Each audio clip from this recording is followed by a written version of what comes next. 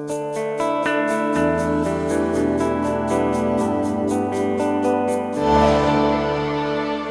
let's talk about small talk because I mean, I don't know, for some people it comes very natural. You can see somebody, you can recognize something in the environment and you can strike a conversation just like that. I mean, I may just see a stranger and they're holding something and I can even start a conversation about something they're holding. Yes, that's a very good skill to have. Not And- everybody has that skill, you know. And to some people it comes natural, but to others it's a learned skill. So we Yes. are offering networking and communication classes and master classes and lessons. So if you're interested, let us know. Remember to put in the comment section anything that you want to hear or learn about. Of course, we will present that to you. But that's really important.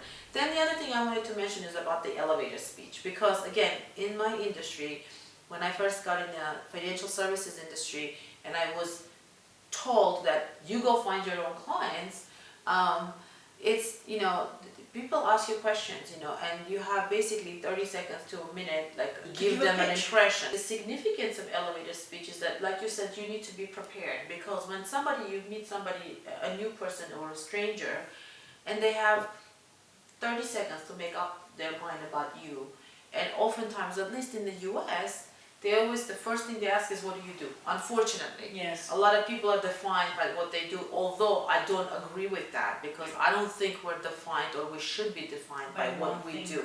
Yes. It's just part of just, you know, what we do, but that doesn't define who we are, because each of us have so many other interests. Most people have so many more interests than just their job. But coming from the US, living in the US, you know, it's just almost like a given. You know, you go for a networking event, especially at a networking event, they'll ask, what do you do? What is it that you do?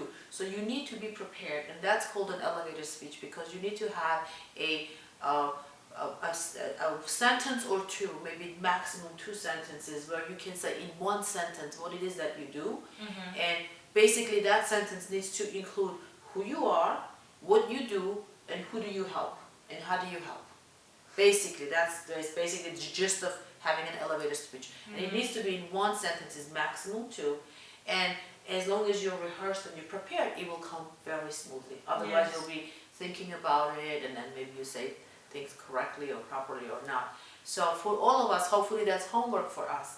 If you are, even if you're in college or if you're working, think of your elevator speech. And it doesn't need to be elevator speech just for what you do. It could also be elevator speech about yourself. Exactly, exactly. And it doesn't have to, you don't have to say everything. I mean, I know that many of us, we have many interests and we want people to know about them and to know who we are, so we go on and on and on, and I do this and that, but give people space to ask questions, you know, say something and make it interesting enough, like put something in there so that the person can ask you a question and then you can have a conversation, and never forget to ask a question back. So let's act out, okay? Let's assume. I don't have an elevator Yes, speech prepared. No, we're not going to do elevator speech. We're just going to say, assume we're at a networking event, or let's Yes. say we're at a Christmas party. Okay.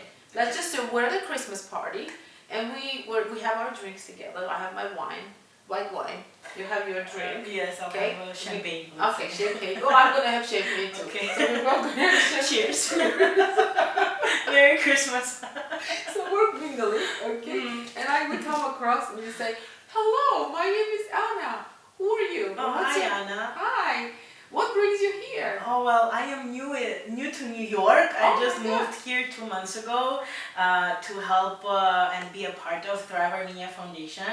And I find it wonderful here. I mean, the buildings are so beautiful and people are lovely. And yes, I am from Bulgaria.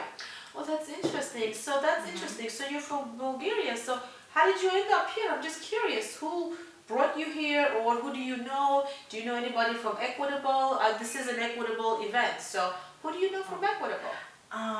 Well, I don't know many people here, but I'm really looking forward to meeting some people who, for example, have interest in what was the word for it? Doing not volunteer, but helping out people. Volunteering? volunteer work, Yes, is that how it's volunteering, called? Yes, so who are looking for. By the way, I love this red blouse on you. This is your Thank color. you. You should wear that more often. Thank you very much. I think it will suit you as well, and it's also very Christmassy, that's why it's red. That's right. Thanks a lot.